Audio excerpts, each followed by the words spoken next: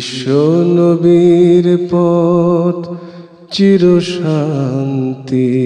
পথ, অশান্ত বিশ্বে তুমি রহমত, এসো তাই মেধা মননে জেনে নে।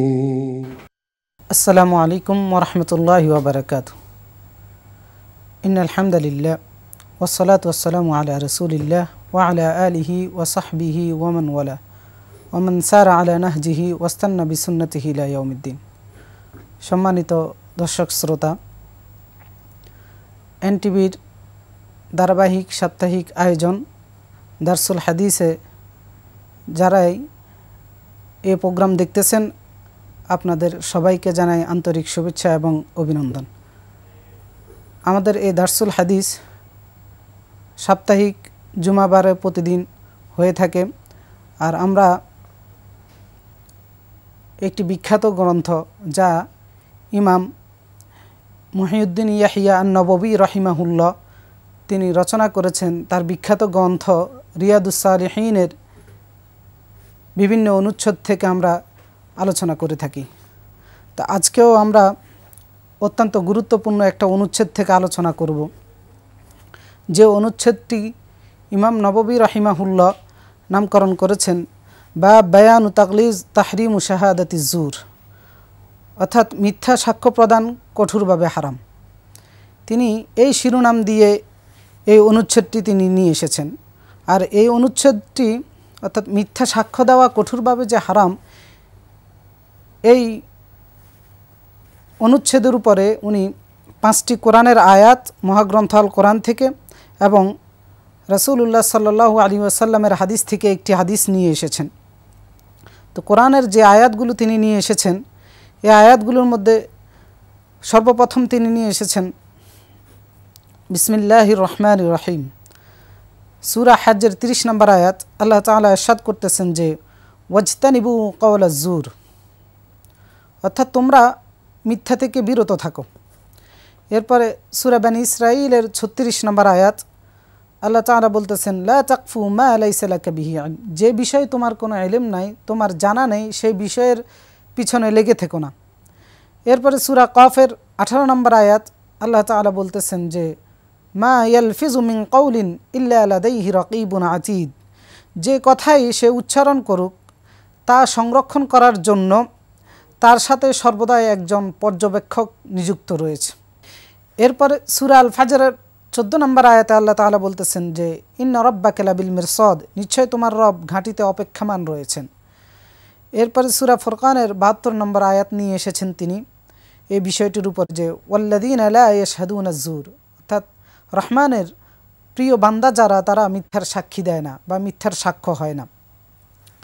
এরপর একটি হাদিস নিয়ে এসেছেন, যে হাদিসটি সহিহ বুখারীর 6273 নম্বর এবং সহিহ মুসলিমের 87 নম্বরে এই হাদিসটি এসেছে। আবি বাকরা রাদিয়াল্লাহু তাআলা আনহু থেকে বর্ণিত, আল্লাহ রাসূল সাল্লাল্লাহু আলাইহি ওয়াসাল্লাম বলতেছেন যে আলা উনাব্বিউকুম বিআকবারিল কাবাইর, আমি কি তোমাদেরকে জানাবো না সবচেয়ে বড় মহা অপরাধ কোনগুলো? তখন সাহাবায়ে কেরাম বললেন যে বালা ইয়া রাসূলুল্লাহ, অবশ্যই ইয়া রাসূলুল্লাহ, আপনি আমাদেরকে জানাবেন। তখন আল্লাহ রাসূল সাল্লাল্লাহু আলাইহি ওয়াসাল্লাম বললেন যে সবচেয়ে বড় অপরাধগুলোর বিবরণ আল্লাহ রাসূল সাল্লাল্লাহু আলাইহি ওয়াসাল্লাম দিচ্ছেন। যে 1 নম্বর হচ্ছে আল ইশরাক বিল্লাহ, প্রথম হচ্ছে যে আল্লাহর সাথে অংশীদারিত্ব স্থাপন করা। 2 নম্বর হচ্ছে উকুকুল ওয়ালিদাইন, পিতামাতার অবাধ্য হওয়া, পিতামাতার আনুগত্য না করা, সৎকর্মের ক্ষেত্রে পিতামাতার সাথে সদাচরণ না করা, তাদের সেবা যত্ন না করা। ওয়াকানা মুত্তাকিআন ফাজালাসা, আল্লাহ রাসূল সাল্লাল্লাহু আলাইহি ওয়াসাল্লাম এই কথাগুলো হেলান দিয়ে বসে বসে তিনি বলতেছিলেন। হঠাৎ করে আল্লাহ রাসূল সাল্লাল্লাহু আলাইহি ওয়াসাল্লাম হেলান থেকে উঠে আল্লাহ রাসূল বললেন যে আলা সাবধান ওয়া কাউলুজ জুর, সবচেয়ে বড় একটি অপরাধ হচ্ছে যে মিথ্যা বলা। এই কথাটা আল্লাহ রাসূল বারবার রিপিট করতেছিলেন। ফামা জালা ইউকাররিরু হাত্তা, অর্থাৎ আল্লাহ রাসূল বারবার এই কথাটা রিপিট করতেছিলেন। সাহাবায়ে কেরাম বলতেছেন যে লাইতা সাকাত, আমরা আশা করতেছিলাম যে আল্লাহ রাসূল যদি চুপ করে যেতেন, চুপ হয়ে যেতেন। অর্থাৎ মিথ্যা বলাটা যে এত বেশি বা এত জঘন্য অপরাধ আল্লাহ রাসূল বারবার রিপিট করতেছিলেন, আর সাহাবায়ে কেরাম তার রিপিট বা তার পুনরাবৃত্তি দেখে সাহাবায়ে কেরাম কামনা করতেছিলেন যে আল্লাহ রাসূল যদি চুপ হয়ে যেতেন।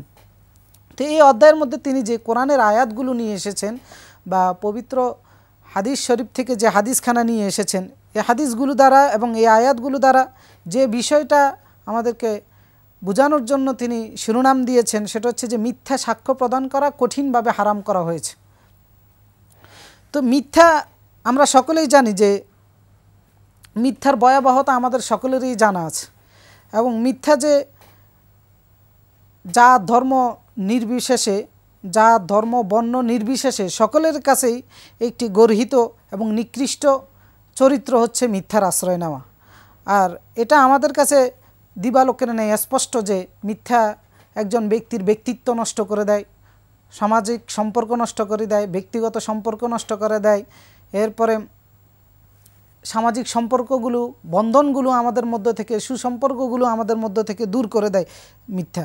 তো সেজন্য একজন মুমিনের বা মুসলিমের মিথ্যার সাথে দূরতম কোনো সম্পর্কও থাকতে পারে না। আর মিথ্যাকে বলা হয়ে থাকে যে সকল পাপের মূল বা সকল পাপের জননী হচ্ছে মিথ্যা।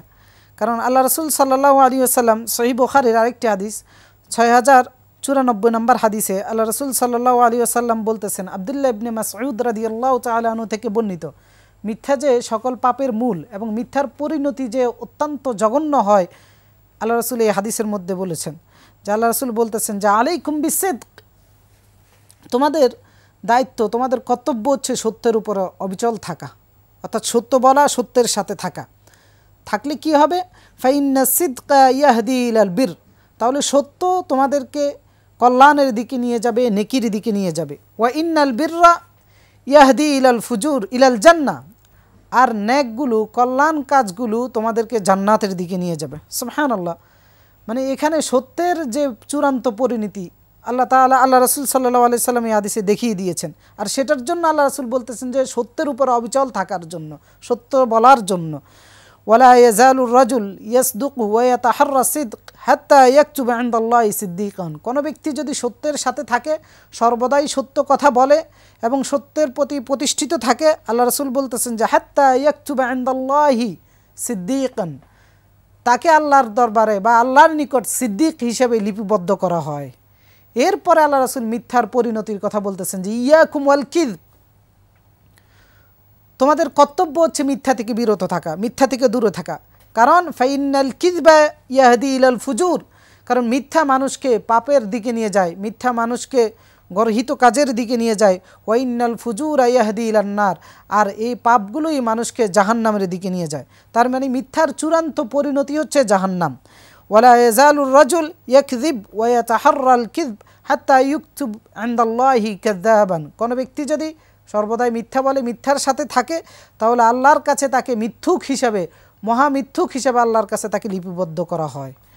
তো এই হাদিস থেকেও আমরা ইমাম নববী রাহিমাহুল্লাহ যে শিরোনামে এই অধ্যায়টি নিয়ে এসেছেন, এই হাদিসের মধ্যেও আমরা এই শিরোনামের বা মিথ্যার পরিণতি সম্পর্কে জানতে পারলাম। এছাড়াও যদি আমরা কোরআনের এবং হাদিসের দিকে আরও তাকাই, মিথ্যার আরও অনেক বড় ধরনের পরিণতির কথা কোরআন এবং হাদিসের মধ্যে এসেছে। যেমন মিথ্যাবাদী জালেম, আর এই জালেম মিথ্যুকদেরকে আল্লাহ রাব্বুল আলামিন কখনো সফল হতে দেন না। আল্লাহ তাআলা সূরা আনআমের 21 নম্বর আয়াতে বলেছেন যে ওয়ামান আযলামু মিম্মান ইফতারা আলাল্লাহি কাযিবান আও কাযযাবা বিআয়াতি, যে তার চেয়ে বড় জালেম আর কে আছে যে আল্লাহর উপর মিথ্যা অপবাদ দেয়, আল্লাহর আয়াতকে মিথ্যা প্রতিপন্ন করে। ইন্নাহু লা ইউফলিহুজ জালিমুন, এই জালেমদেরকে আল্লাহ তাআলা কখনো সফল হতে দেন না। তার মানে মিথ্যার মাধ্যমে কেউ কখনো সফল হতে পারবে না, আল্লাহই তাকে সফল হতে দেন না। আর এদেরকে আল্লাহ রাব্বুল আলামিন বলতেছেন জালেম। আর ইমানদার কখনো মিথ্যা বলতেই পারে না, ইমানদারের সাথে মিথ্যার কোনো সম্পর্কই থাকতে পারে না। আল্লাহ তাআলা সূরা আন-নাহলের 105 নম্বর আয়াতে বলেছেন ইন্নামা ইফতারিল কাযিব আল্লাযীনা লা ইউমিনুন, মিথ্যা শুধু তাদের পক্ষেই বলা সম্ভব যাদের ঈমান নাই। সুতরাং ঈমানদারের কোনো সম্পর্ক মিথ্যার সাথে থাকতে পারে না। এরপর আরেক জায়গায় আল্লাহ তাআলা বলতেছেন যে মিথ্যুক কখনো মুমিন হতে পারে না, মুনাফিকরাই হচ্ছে মিথ্যুক। আল্লাহ তাআলা সূরা ফুরকানের প্রথম আয়াতে বলতেছেন যে ওয়াল্লাহু ইয়াশহাদ ইন্নাল মুনাফিকিনা লাকাযিবুন, আল্লাহ সাক্ষী দিচ্ছেন যে নিশ্চয়ই মুনাফিকরাই হচ্ছে মিথ্যুক। তার মানে মিথ্যা এটা একটা চরিত্র, আর এই চরিত্র ধারণ করে মুনাফিকরা। মুমিনের মধ্যে কখনো মিথ্যার চরিত্র থাকতে পারে না, সেটা কথার বলার ক্ষেত্রে অথবা সাক্ষী দেওয়ার ক্ষেত্রে, যে কোনো ক্ষেত্রে মিথ্যার আশ্রয় কখনো মুমিন নিতে পারে না। এরপরে মিথ্যাবাদী চরম পাপিষ্ট, তার জন্য আল্লাহ তাআলা বলেছেন ধ্বংস রয়েছে, দুনিয়াতেও ধ্বংস আখিরাতেও ধ্বংস রয়েছে। সূরা জাথিয়ার 7 নম্বর আয়াতে আল্লাহ তাআলা বলতেছেন ওয়াইলুল লিকুল্লি আফাকিন আথিম, ধ্বংস ওই সমস্ত চরম পাপিষ্ট এবং মিথ্যুকদের জন্য, তাদের জন্য রয়েছে ওয়াইল। আর ওয়াইল হচ্ছে জাহান্নামের একটা গর্ত, যে গর্তের মধ্যে কাউকে নিক্ষেপ করা হলে সেই গর্তের তলানিতে পৌঁছতে এক বর্ণনায় এসেছে 40 বছর, আবার আরেক বর্ণনায় এসেছে 70 বছর সময় লাগবে। তো এই শাস্তি আল্লাহ তাআলা মিথ্যুকদের জন্য রেখে দিয়েছেন। আর আল্লাহ তাআলা মিথ্যুকরা সীমালঙ্ঘনকারী, মিথ্যুকদেরকে আল্লাহ রাব্বুল আলামিন হেদায়েত থেকেও বঞ্চিত করে দেন, হেদায়েতের রাস্তা তাদের জন্য দেখিয়ে দেন না।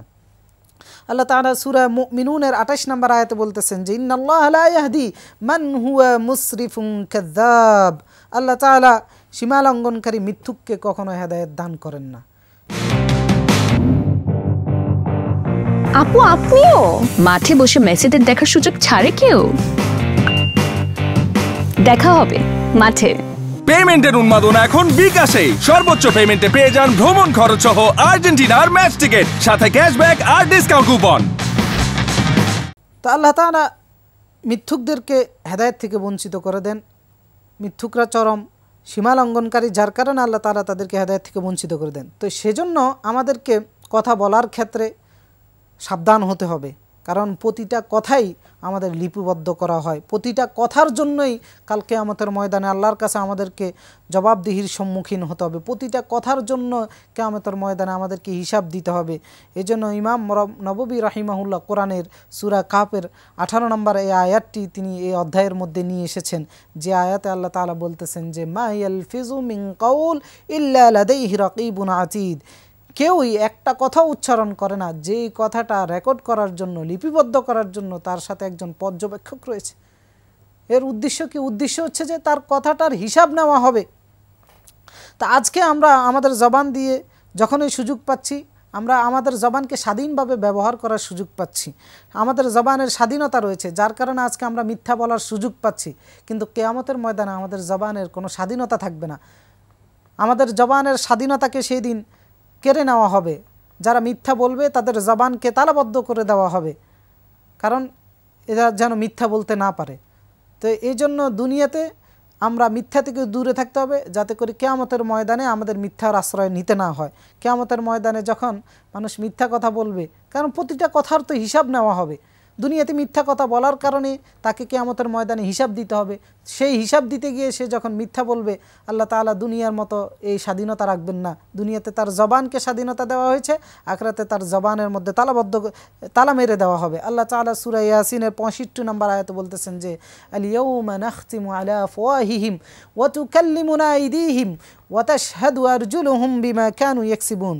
আল ইয়াউম, আজ, নাখতিমু আলা আফওয়াহিহিম, আমি সিল মেরে দেব তাদের জবানের মধ্যে, তাদের মুখগুলোর মধ্যে সিল মেরে দেওয়া হবে। ওয়া তুকাল্লিমুনা আইদিহিম, আজকে কথা বলবে তাদের হাত আমার সাথে। ওয়া তাশহাদু আরজুলুহুম, আর আজকে তাদের পাগুলো সাক্ষী দিবে বিমা কানু ইয়াকসিবুন, তারা কি কি করেছিল, তাদের অর্জনগুলো কি ছিল সেগুলোর সাক্ষী তাদের হাত দিবে, তাদের পা দিবে। আর সূরা হামিম আস-সিজদার মধ্যে আল্লাহ তাআলা আরও ক্লিয়ারভাবে বলে দিচ্ছেন যে প্রতিটা কথার যে হিসাব নেবেন, আর সেই ক্ষেত্রেও যে আমরা মিথ্যা বলতে পারবো না, আমাদের জবানকে যে বন্ধ করে দেওয়া হবে, সেখানে আমাদের হাত কথা বলবে, পা কথা বলবে, এমনকি আমাদের শরীরের, আমাদের গায়ের চামড়াগুলো পর্যন্ত আল্লাহর দরবারে কিয়ামতের ময়দানে কথা বলবে। আল্লাহ তাআলা সূরা হামিম আস-সিজদার 20 এবং 21 নম্বর আয়াতে বলতেছেন যে হাত্তা ইদা মা জাউহা শাহিদা আলাইহিম সামউহুম ওয়া আবসারুহুম, যখন তারা আসবে, অর্থাৎ কিয়ামতের ময়দানে যখন তারা উপস্থিত হবে, শাহিদা আলাইহিম সামউহুম ওয়া আবসারুহুম ওয়া জুলুদুহুম, তাদের ক্ষেত্রে সাক্ষ্য দিবে তাদের শ্রবণ শক্তি, তাদের দৃষ্টিশক্তি এবং তাদের চামড়া, বিমা কানু ইয়ামালুন, তারা যা করেছিল সেই কৃতকর্মের সাক্ষী দিবে তাদের চামড়া, তাদের শ্রবণ শক্তি এবং তাদের দৃষ্টিশক্তি। ওয়াকালু লিজুলুদিহিম লিমা শাহিদতুম আলাইনা, তখন মানুষ তার চামড়াকে বলবে যে লিমা শাহিদতুম আলাইনা, কেন তুমি আমার বিরুদ্ধে সাক্ষী দিলা? তখন এই চামড়াগুলো তখন বলবে ক্বালু আনতাকানাল্লাহুল্লাযী আনতাকা কুল্লা শাই, আজকে আমাদের জবান আল্লাহ তাআলা খুলে দিয়েছেন, যিনি সকল কিছুকেই কথা বলার স্বাধীনতা দিয়েছিলেন বা কথা বলার শক্তি যিনি দান করেছিলেন, তিনি আজকে আমাদের জবান খুলে দিয়েছেন। তো এই জন্য আজকে আমরা মিথ্যা বলে হয়তো রেহাই পেয়ে যাচ্ছি, পাকড়াও থেকে বেঁচে যাচ্ছি, সেটা দুনিয়ার ক্ষেত্রে হচ্ছে, কিন্তু কিয়ামতের ময়দানে আমাদের বাঁচার কোনো সুযোগ নেই। কিয়ামতের ময়দানে আমার এই মিথ্যা কথা বলা বা মিথ্যা সাক্ষী দেওয়ার কারণে আমার হাত পা, আমার গায়ের চামড়াও আমার বিরুদ্ধে সাক্ষী দিবে। সুতরাং সেই কঠিন বিপদ থেকে বাঁচার জন্য আমাদেরকে মিথ্যা থেকে বিরত থাকা উচিত, মিথ্যা সাক্ষ্য দেওয়া থেকেও বিরত থাকা উচিত, এবং মিথ্যার সাথে কোনো সম্পর্কই আমাদের রাখা উচিত নয়। অনেক সময় দেখা যায় যে আমরা এই হাসির স্থলে বা মানুষকে হাসানোর জন্য মিথ্যা কথা বলে থাকি। তো এটা আরও জঘন্য অপরাধ। মানুষকে হাসানোর জন্য কোনোভাবেই মিথ্যা বলা যাবে না। অনেক সময় কাউকে কৌতুক হিসেবে বিভিন্ন জায়গায় বা বিভিন্ন মজলিসে কয়েকজন একসাথ হলে দেখা যায় যে কৌতুক করতে গিয়ে পাশে যিনি থাকে ওনাকে হাসানোর জন্য বা দর্শক যারা থাকে ওদেরকে হাসানোর জন্য আমরা মিথ্যা বলে থাকি। তো আমাদের যারা প্রিয় দর্শক শ্রোতা যারা রয়েছেন তাদের সকলের প্রতি আমাদের অনুরোধ থাকবে বা আজকের এই আলোচনা থেকে অনুরোধ থাকবে যে হাসির স্থলেও যেন কেউ আমরা মিথ্যার আশ্রয় না নিই, কারণ এটার জন্য আমাদের কঠিন পরিণতি ভোগ করতে হবে। আল্লাহ রসুল সাল্লাল্লাহু আলাইহি ওয়াসাল্লাম সহিহ তিরমিজির 2315 নম্বর হাদিস, আল্লাহ রসুল বলতেছেন যে ওয়াইলুল লিল্লাযী ইউহাদ্দিসু বিল হাদিস লিইউদহিকা বিহি আল কওম ফায়াকযিব ওয়াইলুন লাহু। ধ্বংস হচ্ছে ওই ব্যক্তির জন্য যে মিথ্যা বলে থাকে মানুষকে, কোনো কওমকে বা কোনো গোষ্ঠীকে হাসানোর জন্য, অথবা মিথ্যা বলে থাকে ওয়াইলুন লাহু, ধ্বংস তার জন্য। সুতরাং আমরা চাই না আমাদের দুনিয়া ধ্বংস হোক, আখিরাতও ধ্বংস হোক। সেজন্য খেলার স্থলে বা তামাশার স্থলে বা আলাপচারিতার স্থলেও আমাদের মিথ্যা বলা থেকে দূরে থাকা উচিত। আর সাক্ষী দেওয়ার ক্ষেত্রে মিথ্যা বলা সেটা তো আরও বড় ধরনের অপরাধ, সেটা আরও অনেক বড় ধরনের অপরাধ। তো এই জন্য আলী রাদিয়াল্লাহু তাআলা আনহু বলতেন যে আ'যামুল খাতায়া ইনদাল্লাহ আল-লিসানুল কাযুব, বড় ধরনের মহাপাপ বা মহা অপরাধ হচ্ছে আল্লাহর কাছে সেটা হচ্ছে যে জবান মিথ্যার আশ্রয় নেয়। ওয়াশারুন নাদামাতু ইয়াউমুল কিয়ামা, আর সবচেয়ে বড় ক্ষতিগ্রস্ত আফসোসের দিন হচ্ছে কিয়ামতের দিন। অর্থাৎ যে জবান মিথ্যার আশ্রয় নিবে এই জবানকে কিয়ামতের দিন আফসোসের কারণ হবে, তার মিথ্যা কিয়ামতের দিন তাকে ক্ষতিগ্রস্ত করবে, তার মিথ্যা কিয়ামতের দিন তাকে হতাশাগ্রস্ত করবে। এজন্য মিথ্যা থেকে আমাদেরকে বেঁচে থাকার উচিত। আর মিথ্যা থেকে বেঁচে থাকার জন্য আল্লাহ তাআলা একজন মুমিনের বা মুসলিমের যেন মিথ্যার সাথে প্রত্যক্ষ সম্পর্ক তো দূরে থাক, পরোক্ষভাবেও যেন কোনো সম্পর্ক না থাকে।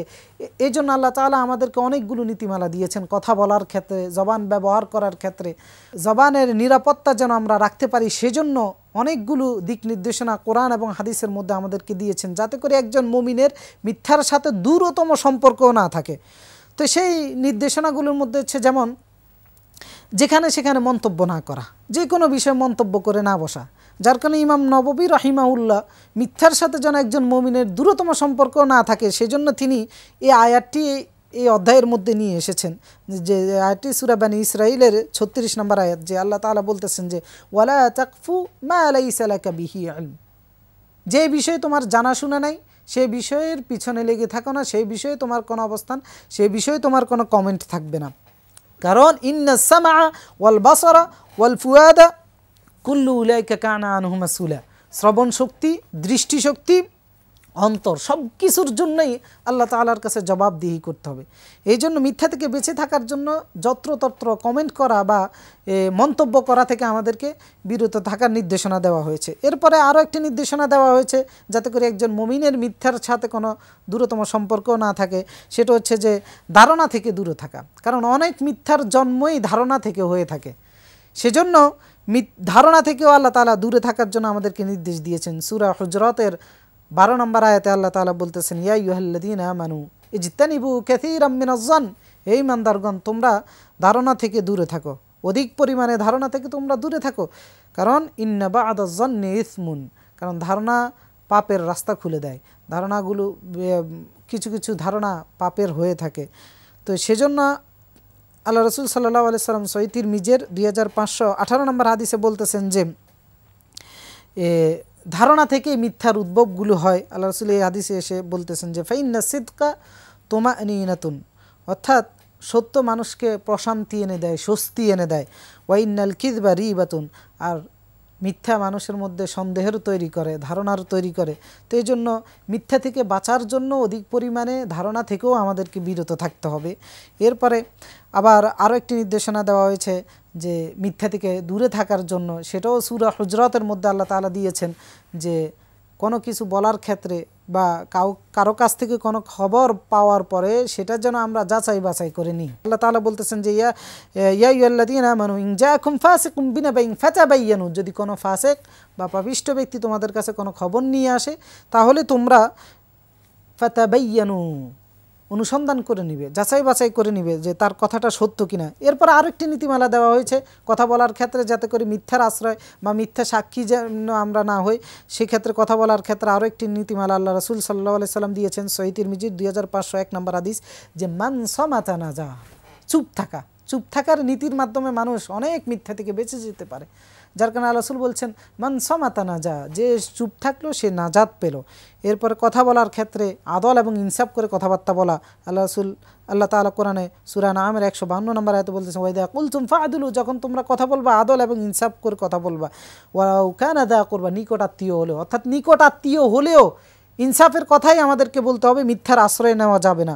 এরপরে জবানের হেফাজত করার ব্যাপারে আল্লাহ রাসূল সাল্লাল্লাহু আলাইহি সাল্লাম বলেছেন মান ইয়াদমান লিমা বাইনা লিহিয়াইহি ওয়া মা বাইনা রিজলাইহি, যে তার লেহিয়া অর্থাৎ দাড়ির মাঝখানে যে এটা রয়েছে অর্থাৎ জবানের হেফাজত করবে এবং দুই রানের মাঝখানে অর্থাৎ লিঙ্গস্থানের হেফাজত করবে, আদমান লাহুল জান্নাহ, আমি তার জান্নাতের জিম্মাদার হয়ে যাব। এরপরে সর্বশেষ আমরা যে বিষয়টা বলবো যে মিথ্যা থেকে দূরে থাকার জন্য, অধিকাংশ মিথ্যা যেভাবে হয়ে থাকে সেটা হচ্ছে যে শোনা কথা বলে বেড়ানো।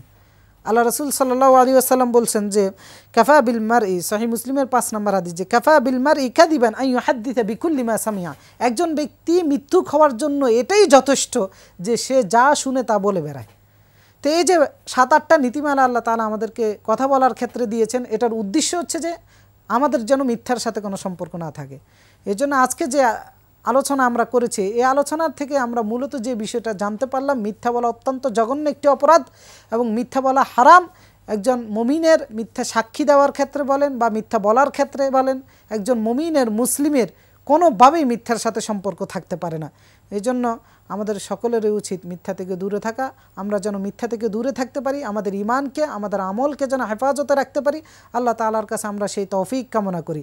এবং যারা আমাদের এই অনুষ্ঠান দেখেছেন, আপনাদের সকলের প্রতি এবং আমার নিজের প্রতিও আমি নসিহা করতেছি, আমার নিজকে এবং আপনাদের সকলকে নসিহা করতেছি, আমরা যেন মিথ্যা থেকে দূরে থাকতে পারি।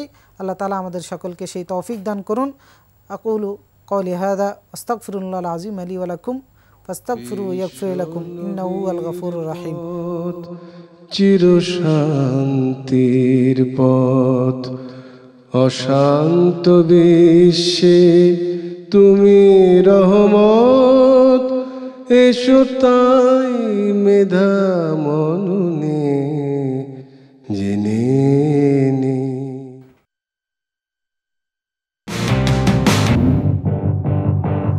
আপু আপনিও মাঠে বসে মেসিদের দেখার সুযোগ ছাড়ে কেউ? দেখা হবে মাঠে। পেমেন্টের উন্মাদনা এখন বিকাশে। সর্বোচ্চ পেমেন্টে পেয়ে যান ভ্রমণ খরচ সহ আর্জেন্টিনার ম্যাচ টিকিট, সাথে ক্যাশব্যাক আর ডিসকাউন্ট কুপন।